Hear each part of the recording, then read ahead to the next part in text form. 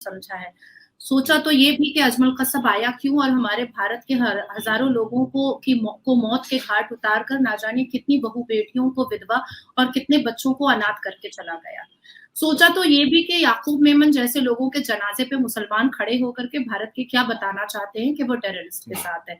सोचा तो ये भी कि हाफ़िज़ सईद की सिक्योरिटी बढ़ाने के लिए पाकिस्तान की सरकार के पास इतना पैसा कहाँ से आ जाता है। सोचा तो ये भी कि हालिया में यूएन और लंदन का दौरा करते वक़्त काकर साहब ने जो पाकिस्तान के केयरटेकर प्राइम मिनिस्टर हैं, उन्होंने 22 करोड़ रुपए ऐसे फूँक दिया और ये आपके पाकिस्तान में जो अवाम है, वो अभी भी भूखी और नंगी है। सोचा तो ये भी कि आफ़ताब ने किस बेहुरमती से श्रद्धा की बोटियाँ कर दी और फ्रिज में बोटियों को रखा 3 महीने तक। सोचा तो ये भी कि इतने सारे लव जिहाद कैसे होते हैं और सोचा तो ये भी कि पाकिस्तान की तमाम लड़कियाँ विराट कोहली और यहाँ के प्लेयर्स के साथ शादी करने के लिए और लव जिहाद करने के लिए क्यों उतावली हो रही है। सोचा तो ये भी कि खालिद महमूद अब्बासी ने ये क्यों कहा कि we will do the same to Kashmir as Hamas has done to Israel, ये भी सोचा तो ये भी कि सारे टेररिस्ट एक-एक करके विकेट डाउन क्यों होता चला गया पाकिस्तान की सरजमीन पर टेररिस्टों का। तो ऐसी बहुत सारी सोच हमारे दिल में आती है, बहुत आती है। हम सोचते हैं और तब जाकर के भारत के प्रधानमंत्री ने ये निर्णय लिया कि इस एक अर्थ और एक फैमिली जो ये हमारी दुनिया है, इस दुनिया से टेररिस्ट को कैसे निकाल करके उखाड़ करके फेंकना चाहिए और इस फोकस में हम भारत के प्रधानमंत्री के साथ शाना बशाना खड़े हो गए और हमने कहा कि ये बिल्कुल सही है क्योंकि भारत में भी कई बार हमें ऐसी इंसिडेंट एक्सीडेंट आंख के आंसू हमने देखे हैं अपनी आंखों से। तो सोचा तो हमने बहुत और केसेस भी बहुत सारे देखे। अब बात आती है कि एक ऐसे देश के लोग हैं जो हमास और फ़लस्तीन के बारे में बात कर रहे हैं जिनके यहाँ ही उसामा बिन लादेन 5 साल रोटी और बोटी खा रहा था और सरकार उनके ऊपर उनके नाती नवासों पर पैसा खर्च कर रही थी। तो ऐसे लोग जो उसामा बिन लादेन जैसे लोगों को हाफिज सईद जैसे लोग टेररिस्ट को पालते हैं, वो लोग जब हमास के पक्ष में बात करते हैं और फ़लस्तीन के पक्ष में बात करते हैं तो उनकी जुबान से ये अच्छा नहीं लगता है बिल्कुल भी। अच्छा जी हमजा साहब, एक तो ये मुझे पूछना था, सवाल मेरा ये बिल्कुल भी नहीं था जिसका आपने मुझे जवाब दिया। हाफिज सईद क्या है, हाफिज सईद क्या नहीं, I am not a representative of the Hafiz Saeed. सुने लिसन टू मी मैडम, आप सुन ले आपने बात कर दी है, आपने पूरा जिसे कहते हैं आपने पूरा भाषण दे दिया, आपने भाषण दे दिया। My question was totally different from that कि नरेंद्र मोदी साहब ने क्या कहा है और याकूब के जनाजे में कितने लोग थे कितने नहीं थे, I don't care about that. Hafiz Saeed को जो है वो कहां पे रखा गया और उसकी सिक्योरिटी कितनी है कितनी नहीं है, नहीं बुरा लग गया नहीं, बुरा लग गया नहीं। मैं क्वेश्चन करता हूं और क्वेश्चन का जवाब नहीं madam, what the thing is आप जलेबियां बना रही हैं, you are going for the jalebi ना, जलेबियां ना बनाए। What was the question? The question was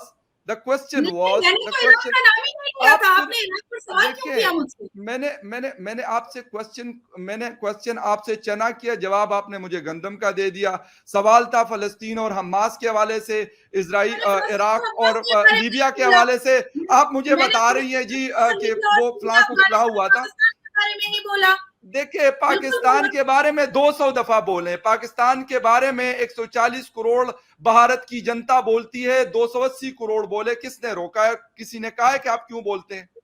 किसने आपको कहा है कि पाकिस्तान के बारे में आप ना बोलें? किसने आपको रोका है? किसी नो मैडम, जो देखें आप देखें, आप जो कहानियां सुनाती है ना, कहानियां बिल्कुल सुनाए, लेकिन जो क्वेश्चन होता है उसके ऊपर आके, तो उसके बाद बेशक अगर कहीं कहानी कोई और लेके जाते हैं तो फिर आप लेके जाएं। जी हमजा हमीद साहब, मैडम ने बहुत सारी चीजें की, मुझे ना इससे इनकार है कि 2011 में कौन यहाँ पे मारा गया था एबटाबाद के इलाके जिनाबाद में, मुझे तो इससे कोई इनकार नहीं। इसके ऊपर मेरी मतलब मैं 200 वीडियोस तो नहीं कहता, लेकिन कम से कम 50 वीडियोस मेरी इसके ऊपर मौजूद है। हर दफा 2 मई को मैं इसके ऊपर लाजमी वीडियोस बनाता हूं कि यार वो रिपोर्ट हमारी कहां गई। लेकिन हमारा टॉपिक कुछ और था मैडम, जो है वो उसामा बिन लादेन। भाई उसामा बिन लादेन ना हमारा कोई रिश्तेदार था, ना है, ना हमारा हीरो था, ना है और ना रहेगा। व्हाट द थिंग इज कि इस वक्त जो सिचुएशन वहां पे चल रही है, मिडिल ईस्ट के ओर चल रही है, उस हवाले से हम लोग बात कर रहे हैं। उस हवाले से आपका टेक चाहूंगा, और अगर आप मैडम के कमेंट पे कमेंट करना चाहे तो ठीक है, अदरवाइज हमारा जो दूसरा टॉपिक है उसके ऊपर हम जाएंगे। देखिए, उनके कमेंट के ऊपर मुझे कुछ भी नहीं कहना। उनकी सारी बात इतनी वेवर्ड है कि उसको रिस्पॉन्ड करने की जरूरत ही कोई नहीं है, और सेल्फ एक्सपोज है। एनीवे, ये obsession What do you mean माजरत के साथ, self-exposed है? What do ये you mean self, self-exposed I am है? सॉरी, आई एम नॉट, मैं आपको रिस्पॉन्ड नहीं कर रहा हूँ, मैं टॉपिक के ऊपर बात कर रहा हूँ। देखिए, तो बात फिर ये आप है मुझे कि जो अगला टिप्पणियां भी नहीं कर सकते हैं। मैंने आपको कुछ भी नहीं कहा, आपने मुझे हिट किया। आई एम सॉरी, आप मैं मुझे अगेन अगला टिप्पणियां भी नहीं कर आई एम सकते हैं। Coming back to the topic, जो टॉपिक ऑफ डिस्कशन है, I know जो how to take Israel, action, legal action. Fine, please go ahead. हाँ। इजराइल और गजा के दरमियान जो जो सब कुछ हो रहा है मामला, आप ये देखिए कि ये जो डिक्लेरेशन की गई है ना, जो मैंने पहले आपको मेंशन किया था कि ये इस मामले के ऊपर क्यों आंखें बंद रही हैं, और यही हवाले से जो पैलेस्टीनियन रिप्रेजेंटेटिव हैं एट द यूनाइटेड नेशन, जो स्पेशल सेशन हुआ, क्लोज डोर सेशन हुआ, उससे पहले उन्होंने ये बात की कि क्या ये एक इंसानी जान जो फलस्तीनी है और एक इंसानी जान जो इजरायली है या कोई और वेस्टर्न है, उसमें इतना बड़ा फर्क है? क्या ये ऐसा हकीकत नहीं है कि फलस्तीन के अंदर जो मामला चल रहा है ये पिछले 50 साल से भी ज्यादा पुराना है? ऐसा है? क्या ये हकीकत नहीं है कि सिस्टमैटिकली जो है वो फलस्तीन की टेरिटरी को किस तरीके से इतनी बड़ी से इतना सा छोड़ दिया गया है? क्या वजह है कि गजा स्ट्रिप और वेस्ट बैंक के जो नाम रखे गए हैं ये इतने सालों के बाद क्यों रखे गए? क्योंकि ये पहले फलस्तीन की टेरिटरी थी। तो फिर अब ऐसा क्या हुआ कि अब जब इजराइल के ऊपर एक उनके हिसाब से उनके लिए एक बहुत बड़ा सरप्राइज अटैक होता है, तो कहा जाता है कि इजराइल के पास राइट है अपने आप को और अपनी टेरिटरी को डिफेंड करने का। हकीकत सर कुछ और है। हकीकत ये है कि वो टेरिटरी कभी भी इजराइल की नहीं थी, वो कभी भी इजराइल की नहीं थी, नंबर 1। नंबर 2, आयरन डोम लगा हुआ है, बॉर्डर के ऊपर फेंसेस लगे हुए हैं। हमारे यहाँ के ऊपर एक ड्रोन भी उड़ता है, एक कबूतर भी उड़ता है, तो हम मार के गिरा देते हैं उसको। उनके पास ग्राउंड से इतने बड़ा असॉल्ट आया, उनके पास ग्लाइड करते हुए, मतलब ये मजाक है कि ग्लाइड करते हुए लोग आ गए और इनको दिखे नहीं, इनकी बॉर्डर सिक्योरिटी को नहीं दिखे। इनके पास सी साइड से दो बॉर्डर चेकपोस्ट के ऊपर हमला हो जाता है और इनको नहीं पता चलता। 6:30 बजे हमला होता है और 12 बजे तक वो लोग वहां पे 9 टाउन्स को ऑक्यूपाई कर लेते हैं, इनको नहीं पता चलता। रीजन इसका सिर्फ बड़ा सिंपल दिखता है, क्योंकि हम इजराइल की बात कर रहे हैं, हम किसी और की बात नहीं कर रहे, हम पाकिस्तान अफगानिस्तान बॉर्डर की बात नहीं कर रहे हैं। इजराइल के पास दुनिया का मोस्ट सोफिस्टिकेटेड सर्वेलेंस सॉफ्टवेयर और उनके पास उनकी इक्विपमेंट्स मौजूद हैं जो वो क्लेम करते हैं कि उनके पास है। और यही वजह है कि वहां के लोग बहुत तसल्ली से बैठे होते हैं। लोग वहां के हैरान हो गए कि ये कैसे हो गया। लेकिन आप ये देखिए कि कितनी जल्दी फैसले लिए गए। 6:30 बजे हमला होता है, 12 बजे तक वो हमला चलता है। 2 बजे नेतन्याहू सामने आके बगैर अप्रूवल के, माइंड यू, बगैर अप्रूवल के, बगैर कैबिनेट के, बगैर किसी मीटिंग के, किसी पार्लियामेंट से अप्रूवल लिए बगैर वो अपीयर होते हैं पब्लिक के सामने और कहते हैं Israel is in state of war and we will turn Gaza into rubble में बदल देंगे। उन्होंने कल की जो उनकी स्टेटमेंट है उसमें उन्होंने कहा कि we will make Gaza look like remains of disaster में होता क्या है? डिजास्टर में डेविस्टेशन होती है, वाइड स्प्रेड होती है, उसमें इंसान, जानी, मर्द, मुसलमान, गैर मुसलमान की कोई तफरीक नहीं होती है। डिजास्टर तो सबको लेकर डूबता है।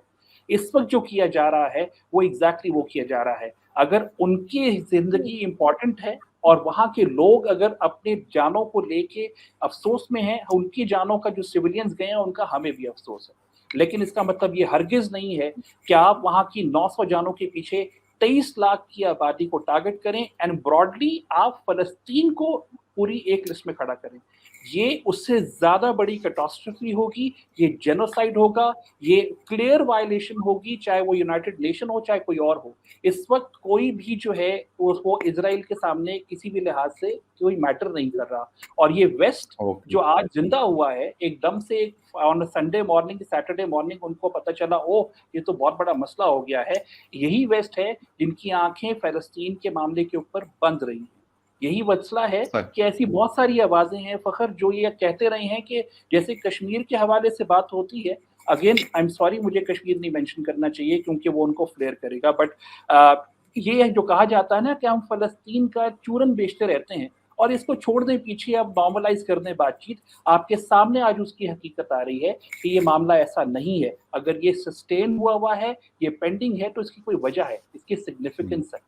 और ये लड़ाई खाली गजा और गजा तक महदूद नहीं रहेगी, ये लेबनान तक बढ़ चुकी है, ये इससे आगे बढ़ेगी और इसका रिएक्शन भी उतना ही सख्त आएगा। And you will not be able to blame the people of Palestine for siding with the extremist, क्योंकि इस वक्त उनके पास और कोई ऑप्शन आप छोड़ नहीं रहे हैं। राइट अच्छा, मिस नाज़िया, एक चीज़ तो ये है कि इजराइल के टेक्नोलॉजीज़ के हवाले से हम भी पढ़ते रहते हैं, हमारा तो आना जाना खैर नहीं है वैसे भी, हमारे पासपोर्टों पे लिखा हुआ, और हमें अगर वो हालात नॉर्मल भी हो जाएंगे तो इतना आसान नहीं है इजराइल जाना एज ए पाकिस्तानी।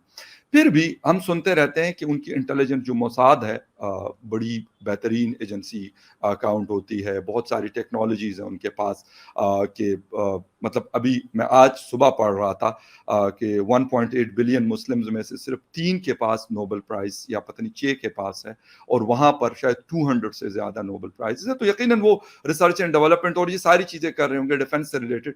कैसे नहीं पता चला?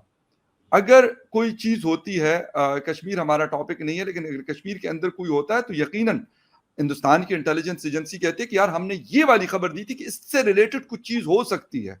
यकीनन वो अपने इदारों को बताती है, लोकल पुलिस को बताती है, या जो भी इदारे हैं उनको इन्फॉर्म करती है कि भाई ऐसा होता है। पाकिस्तान की आईएसआई है, हम कहते हैं जो भी है, लेकिन कुछ हमलों के हवाले से वो इन्फॉर्म करती है कि यार इस तरह का बड़ा अटैक हो सकता है, कैसे रोकना है ये बाकी इदारों का काम। तो ये तो इतना बड़ा कि पैराग्लाइडर्स वहां पे आके उतर रहे हैं और मतलब 3-4 अतराफ से ये सारा कुछ हो रहा है, इसकी कैसे कानो कान खबर नहीं हुई? कहीं ना कहीं तो इसकी प्लानिंग हुई होगी ना, फलस्तीन में हुई, तेहरान में हुई, या दोहा में हुई, या कहीं पर भी। जी हाँ, अभी हालिया में गिलगित ब्लोच और आज़ाद कश्मीर में जिस तरह से नारेबाज़ी हुई है, कारगिल को खोलने की बात की गई है और भारत से जुड़ने की बात की गई है, सारी चीज़ें पता चलती हैं। और रही बात कि इज़राइल वाक़ई में डिफेंस के मामले में इज़राइल इस दुनिया में बहुत ऊँचा मुक़ाम रखता है। अब वो फाइटर जेट हो, जंगी जहाज़ें हों या उनके असलाह हो, हर इंटेलिजेंस हो, सिक्योरिटी एजेंसीज हो, तो एंटायरली डिफेंस के मामले में बहुत इवन दूसरे देशों को हेल्प भी करता है और दूसरे देश उनसे हेल्प भी लेते हैं। पर मैं बार-बार कह रही हूँ कि 7 अक्टूबर के दिन इज़राइल अपने फेस्टिवल को और 50 साल की एनिवर्सरी को मनाने में, उस फेस्टिवल की 50th एनिवर्सरी को मनाने में काफ़ी व्यस्त था। अब जो गजा में जिन लोगों को इज़राइल ने वर्क परमिट देने की बात कही कि वो टेररिस्ट से बाहर निकले, वहां पर वो कामकाजू हो, काम वाम करे, तो ऐसी सूरतों में जब गजा से ही एंटर करके हमास के टेररिस्ट आते हैं और ये हुड़दंग मचाते हैं और टेररिस्ट एक्टिविटीज करते हैं, तो ये चूक वाकई में इज़राइल से हुई है, वाकई में हुई है कि मानवता का जो एक छवि दिखाया था इज़राइल ने, उस मानवता की वजह से आज इज़राइल के हजारों लोगों की जान चली गई, हजारों बेटियों की इज्जत चली गई, हजारों मासूम बच्चों का सर तन से जुदा हो गया। तो अभी जो सिनेरियो है, ऐसे सिनेरियो में मुझे ऐसा लगता है कि इज़राइल जिस हिसाब से ईंट का जवाब पत्थर से दे रहा है, वो बिल्कुल सही दे रहा है। और आइंदा दिनों में ऐसी कोई चूक किसी से भी ना हो, किसी भी देश से, ऐसे आतंकवादियों से ना हो जो अल्लाह अकबर के नारे पर बूब्स काटा करते हैं औरत के, तो सारे देशों को अलर्ट हो जाना चाहिए। अब देखिए, आपका वो खालिद महमूद अब्बासी ने कह दिया ना कि ऐसा ही हमें भी करना चाहिए कश्मीर पर, इज़राइल के ऊपर जैसा हमास ने किया। तो डेफिनेटली कहीं ना कहीं हमें भी इस रडार में डालने की कोशिश जो है वो पाकिस्तान की तरफ से होनी स्टार्ट हो गई है। तो हम भी अलर्ट हो चुके हैं कि भाई क्या ही पता कि खालिद महमूद घुस जाए, क्या ही पता अपने पूरे आतंकवादी फौज को लेकर के वो ये सब करना स्टार्ट कर दे। तो जाहिर सी बात है कि हमें अब और ज्यादा एक्स्ट्रा अलर्ट होने की जरूरत है, क्योंकि precaution is better than cure होता है। पठानकोट आतंकी हमले के मास्टरमाइंड की पाकिस्तान में गोली मारकर हत्या कर दी गई है। जानकारी के मुताबिक सियालकोट में अज्ञात हमलावरों ने उस पर गोली चला दी। बता दें कि भारत में भी मोस्ट वांटेड था। भारत सरकार ने उसे आतंकियों की लिस्ट में शामिल किया था। वहीं एएनआई ने उसके खिलाफ यूएपीए के तहत मामला भी दर्ज किया था। बता दें कि साल 2016 में जैश के आतंकियों ने पठानकोट के एयरबेस पर हमला किया था, जिसमें 7 जवान शहीद हो गए थे। पाकिस्तानी मीडिया के मुताबिक सियालकोट के बाहरी इलाके में एक मस्जिद में आतंकी राशिद की हत्या कर दी गई। हमलावर मोटरसाइकिल पर आए थे और गोली मारने के बाद फरार हो गए। वहीं पुलिस ने पूरे इलाके की घेराबंदी कर दी है और हमलावरों की तलाश जारी है। पठानकोट में आतंकी हमले के बाद 72 घंटे का ऑपरेशन चल रहा था। इसमें 4 आतंकियों को ढेर कर दिया गया है। बाद में पाकिस्तान ने उनका शव लेने से भी इनकार कर दिया। वहीं जांच के बाद पता चला कि लतीफ ने भी उन आतंकियों को हथियार और अन्य मदद उपलब्ध कराई थी। लतीफ को 1996 में ही ड्रग तस्करी मामले में गिरफ्तार किया गया था। वह जैश का आतंकी भी था। मौलाना मसूद अजहर के आदेश पर उसने पठानकोट में हमला करने का प्लान तैयार किया था। साल 2010 में उसे जेल से रिहा करके पाकिस्तान को सौंप दिया गया था। उस दौरान 20 अन्य आतंकियों को भी बाघा बॉर्डर के रास्ते पाकिस्तान में भेजा गया था। इससे पहले भी आतंकियों ने लतीफ को छुड़ाने का प्लान बनाया था। कंधार प्लेन हाईजैक के दौरान भी आतंकियों ने इसे छोड़ने की मांग रखी थी। 189 यात्रियों के बदले उस समय मसूद अजहर को छोड़ दिया गया था।